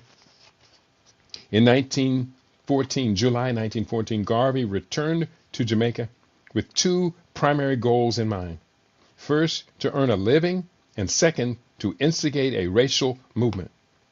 5 days after arrival, he founded the UNIA's earliest incarnation, Universal Negro Improvement and Conservation Association and African Communities Imperial League. In the book Race First, Dr. Tony Martin notes Garvey's motivation for coming forward with an organization dedicated to uplifting the race. Garvey feared that, quote, weak races, unquote, were doomed to slavery and possible extinction. He later noted, quote, for the last 10 years, I've given my time to the study of the condition of the Negro here, there, and everywhere. And I've come to realize that he is still the object of degradation and pity the world over, in the sense that he has no status socially, nationally, or commercially, with a modicum of exception in the United States of America. And then quoting again from my previous book about Gunnar Myrdal's theories about us. Myrdal's study, commissioned by the powerful Carnegie Corporation, contained the following observation. This is important. Popular theories on the growth of the Negro population in America have been diverse. At times it has been claimed that, quote, Negroes breed like rabbits, and that they will ultimately crowd out the whites if they are not deported or their procreation restricted. At other times, it has been pronounced that they are a dying race, bound to lose out in the struggle for survival. Statistics, both of the comprehensive kind in the United States Census and the limited kind gathered in sample surveys, have been used to bolster both arguments. Explosive growth of the UNIA in the USA. Over the year, next year after returning to the island of his birth, Garvey worked unceasingly as an agitator and a nuisance to the British colonial regime. As Dr. Tony Martin notes, such efforts weren't appreciated among the upper class Jamaican blacks who opposed Garvey. Tony Martin writes, many respectable Negroes, in quotes, who had not yet learned to love their blackness opposed his movement. As Garvey later wrote, I had to decide whether to please my friends and be one of the black whites of Jamaica, and being reasonable, prosperous, or come out openly and defend and help improve and protect the integrity of the black millions and suffer. So many of us have to make that decision as well. I'm using the words of Marcus Garvey to highlight this chapter, but I've got to move forward. So one more quote from Marcus Garvey. Let's go to the end of this chapter, which is very extensive. This chapter is about the size of my previous Conscious Rasta book. So I close with this from the great Marcus Messiah Garvey. Look for me in the whirlwind or the storm. Look for me all around you, for with God's grace I shall come and bring with me the countless millions of black slaves who have died in America and the West Indies, and the millions in Africa, to aid you in the fight for liberty, freedom, and life. The civilization of today has gone drunk and crazy with its power, and by such it seeks through injustice, fraud, and lies to crush the unfortunate. But if I am apparently crushed by the system of influence and misdirected power, my cause shall rise again to plague the conscience of the corrupt. For this I am satisfied, and for you, I repeat, I am glad to suffer and even die. Again I say, cheer up, for better days are ahead. I shall write the history that will inspire the millions that are coming, and leave the posterity of our enemies to reckon with the hosts for the deeds of their fathers. Garvey lives. Chapter 2 of this book is entitled The Remaking of World Order. And I began with the Clash of Civilizations, where we began from a point of reading the book, The Clash of Civilizations, which I just realized I became associated with the Information Project for Africa, DC-based research group, where I first heard about this book. They published an analysis of a crucial book entitled The Clash of Civilizations and the Remaking of World Order by Samuel P. Huntington. The IPAFA analysis included the following, quote, "Still, there is enough text available to arouse one's curiosity. The report addresses the high proportion of youth in the two regions, a result of high birth rates in the decades before. These politically volatile young people, it states, are ready recruits for opposition causes, especially Islamic fundamentalism, for which currently offers the principal haven for Muslim youth. This kind of analysis goes on to show that while much of the CIA's political intelligence may be classified, it is not necessarily secret. Indeed, similar appraisals are found on a regular basis in foreign policy journals. It would be hard to find a publication that does a more thorough job of evaluating international political trends than Samuel P. Huntington's Clash of Civilizations. Huntington served on the National Security Council under President Jimmy Carter and now heads the John M. Olin Institute for Strategic Studies at Harvard University. His book provides insights into just about every topic that works its way through the inboxes of the U.S. Foreign Intelligence Corps. It comes with the endorsement of Henry Kissinger, the architect of NSSM 200, the worldwide implications of population growth on U.S. national security and overseas interests, who calls it one of the most important books to have emerged since the end of the Cold War, and best of all, it is unclassified. That's why I keep recommending every one of us read that book. Now, I've gone about 1/6 of the way through this book today. And we're going to speed it up. But just a couple of words from the book. I do write this is my words, far too often. When young black men and women get together, they engage in banter about trifling affairs, sports, sex, getting high, getting paid, and getting over. We have discovered on major universities and within influential think tanks, groups of whites, often remarkably young, who are talking about dividing up the planet amongst themselves exclusively. Whew. Huntington's controversial book begins with the following, which appeared in his book, appeared in a Foreign Affairs magazine in 1993. And real quickly, one sec, let me just restart this. Why is this page not moving? Double checking to make sure the Rumble page, the YouTube page is live and direct. I just had to restart it.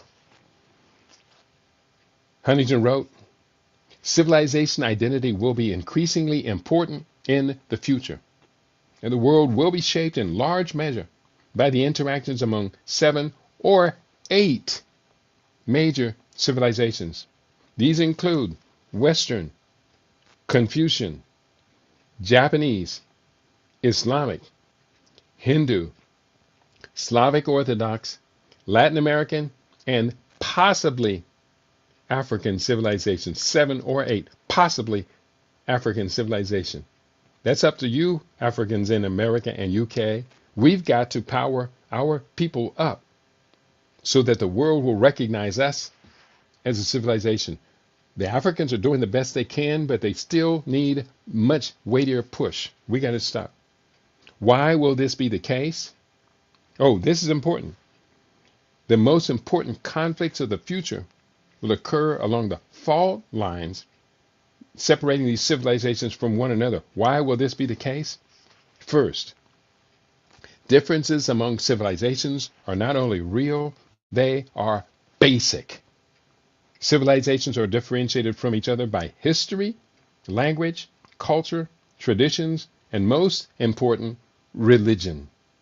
The people of different civilizations have different views on the relations between God and man, the individual and the group, the citizen and the state, parents and children, husband and wife, as well as differing views of the relative importance of rights and responsibilities, liberty and authority, equality and hierarchy.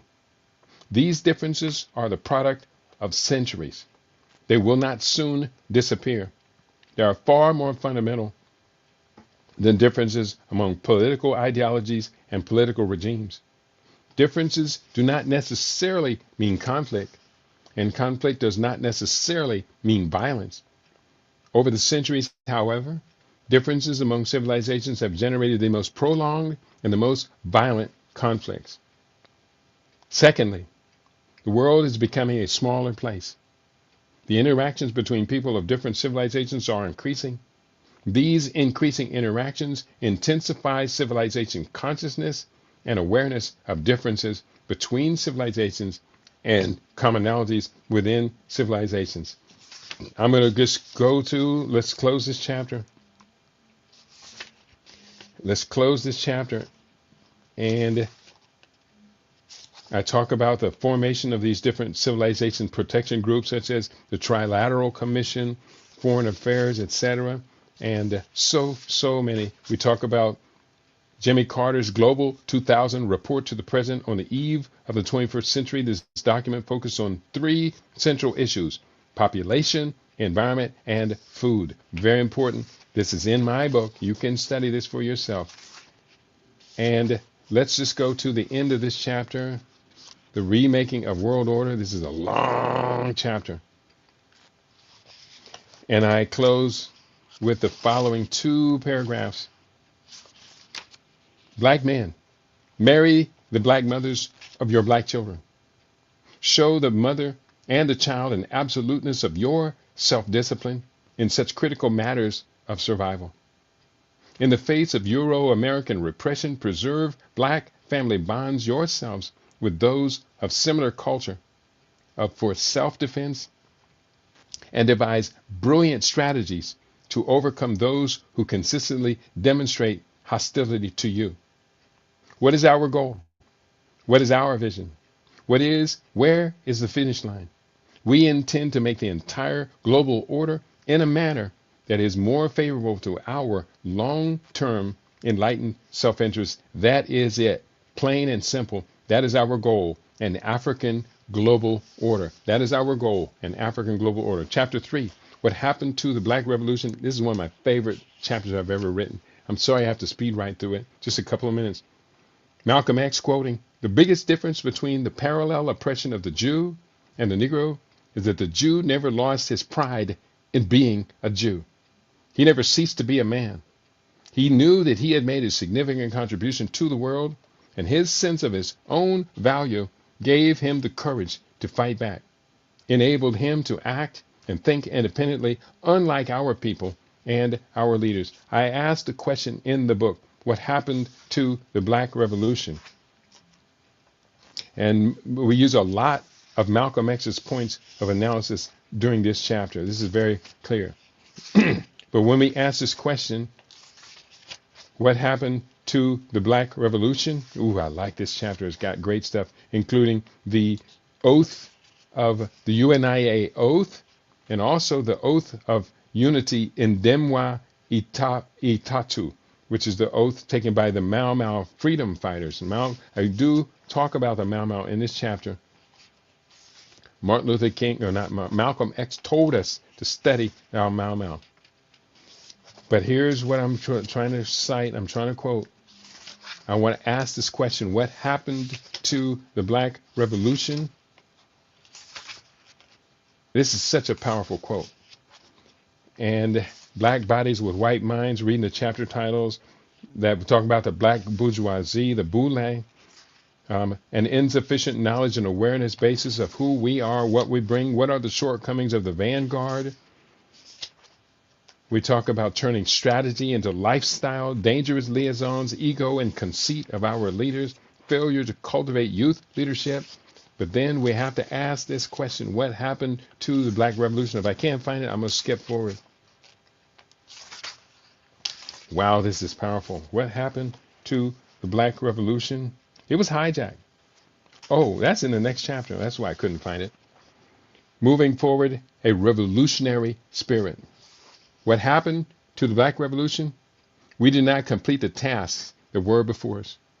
Thus, it is best for our self-interest that we rededicate ourselves to specific actions that will begin to alleviate our pessimism and give us a more positive perspective on future developments.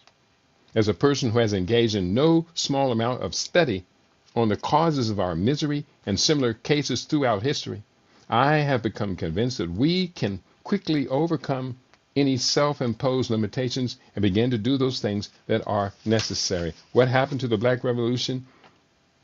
From the Marcus Garvey,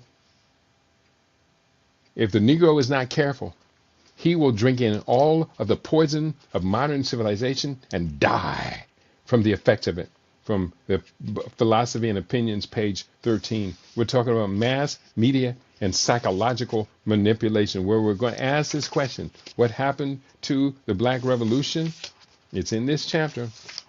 We're talking about the Hegelian dialectic, the white propaganda about Africa, black celebrities as the new black leaders. Yeah, it's true. And I do quote Stevie Wonder: when you believe in things that you don't understand, then you suffer superstition in your ways. This is great. Planned chaos in youth music culture. We talk about that. What happened to the Black Revolution? Please, please, please get this quote. We talk about Pavlov's dogs and the conditioning of people, white mass media, and our own self-destruction. Applying our lessons learned. And then I still miss it. I miss it again. I know I bypassed it. What happened to the Black Revolution? It was hijacked. Television stole our African identity. That's the key. It gave us new leaders and preachers, all these other things. Chapter 5, 666, the internet and the rise of the Antichrist. That thing you do, it ain't my own. And I talk about in this chapter about traveling to New York and being recruited in the temptation of the Conscious Rasta. The chapter begins on page 170.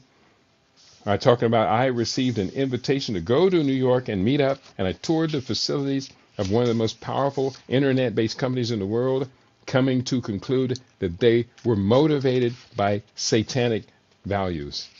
The disinformation tour. Oh man, this book is really good. And I'm going to move forward.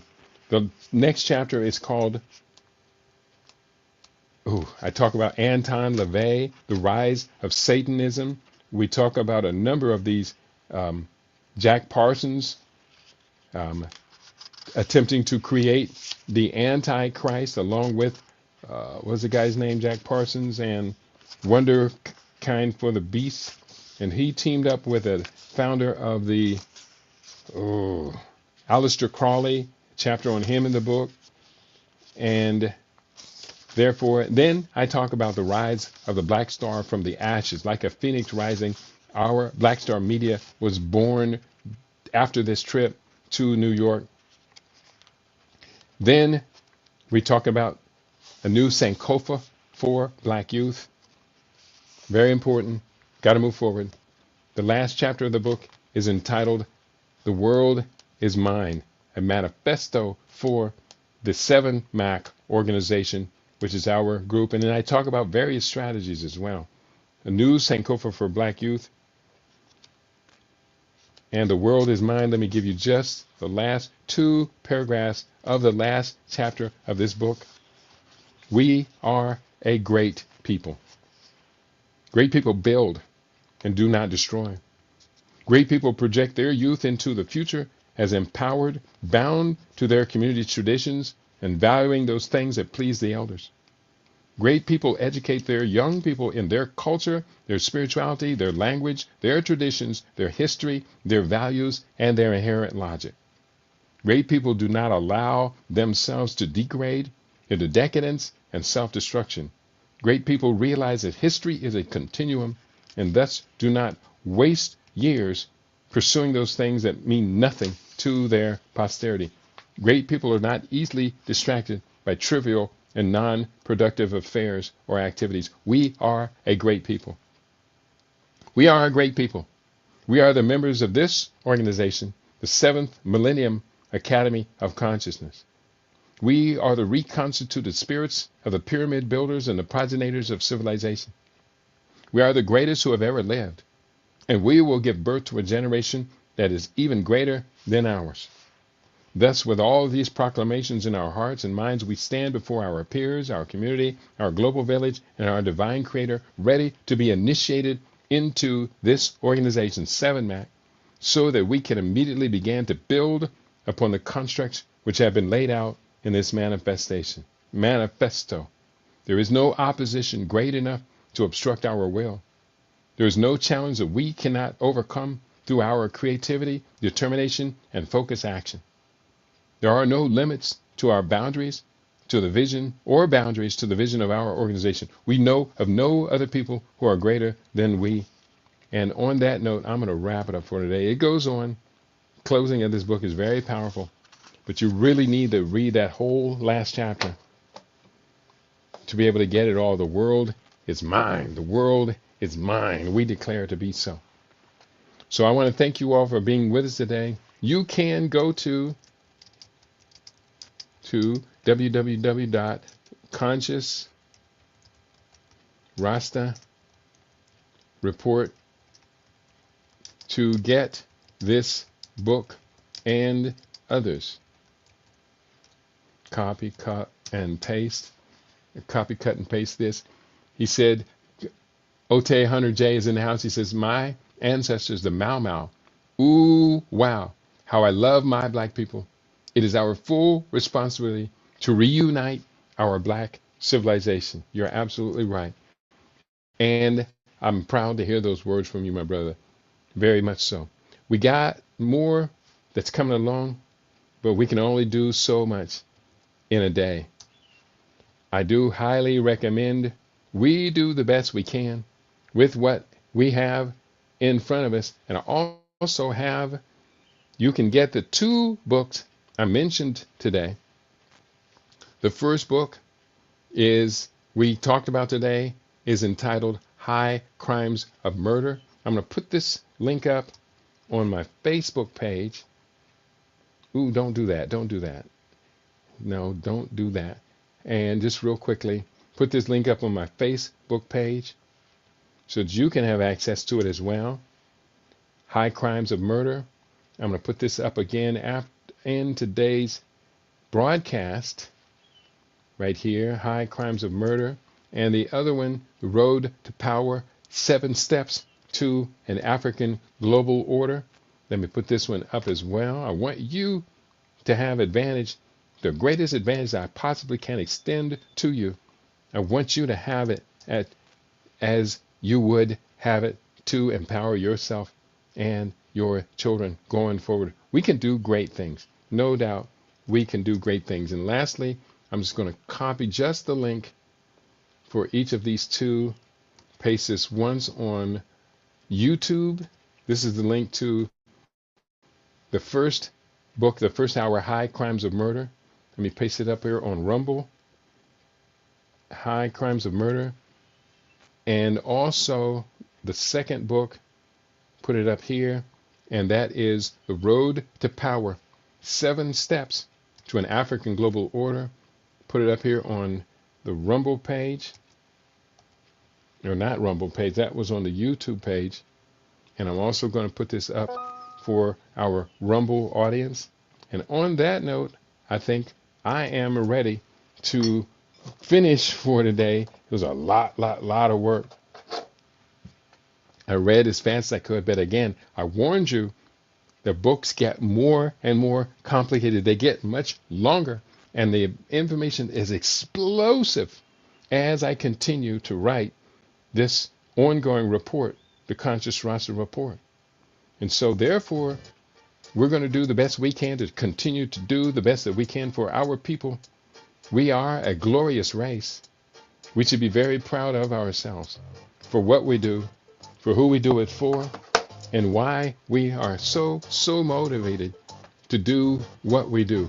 On that note, I want to thank you all for tuning in to your favorite. We aim to be your favorite. We are LIV Radio, LIV TV. We are living in black.com. Peace and prosperity I send to each and every one of you. We aim to be your favorite. We are LIV Radio, LIV TV. We are living in black.com. And on that note, where is it at? Oh, let me go ahead and switch it here. And now I am out of here for today. Peace and prosperity to each and every one of you.